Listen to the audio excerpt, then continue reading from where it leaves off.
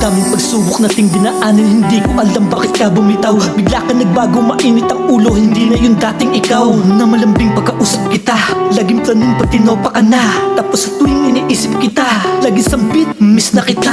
Ngunit isang iglap ay nagbago lahat, bigla ka na lang nag-iba.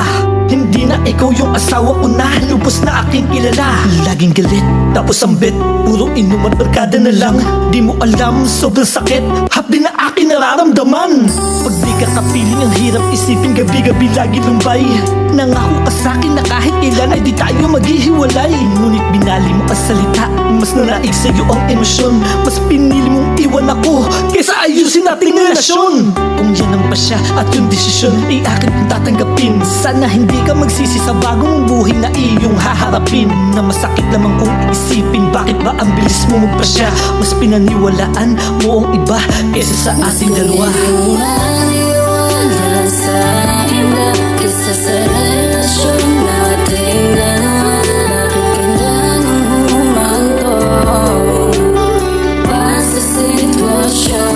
Mas pinili mo maniwala sa iba kaysa sa relasyon nating dalawa.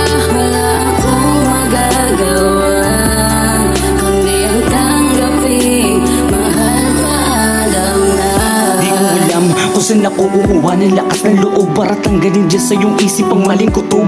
Bakit kailangan mo paniwalaan sila sa aking kamakinig? Dahil ikaw ang nakakaalam sa ugali ko, di ako mapanakit. Di ba kahit ano man ang hirap na pinagdaanan na nalampasan, hindi tayo sumuko, mas naging matibay kaya napagtagumpayan natin ang ilang taon. Sapat nang ikaw ang nakasama ko noon, bumuo ng pangarap hanggang natupad. Pero bakit ngayon mas nanaig yung bulong ng iba? Di mo man lang ako tinanong kung ikaw ay may tiwala, di ka papasira sa gustong manira sa ating relasyon. Pero bakit di mo na ako pinakinggan at tinairal mo yung galit? Mas pinili mo akong iwalay dyan at kahit na nagpaliwanag na ako ng pilit, tila ba malabong manumalik ang tiwala mo sa kadagilan na di ko kasalanan ng mga paratang mo. Kung buo na ang iyong pagpasya na bitawan kita, masakit man itatanggapin dahil mas naniwala ka sa kanila. Sana di ka magsisi, sila ang pinili at pinakinggan. Dahil ang totoong masakit na hindi mo ako pinaniwalaan sa bagay na di ko man lang to inasahan. Pinili mo maniwala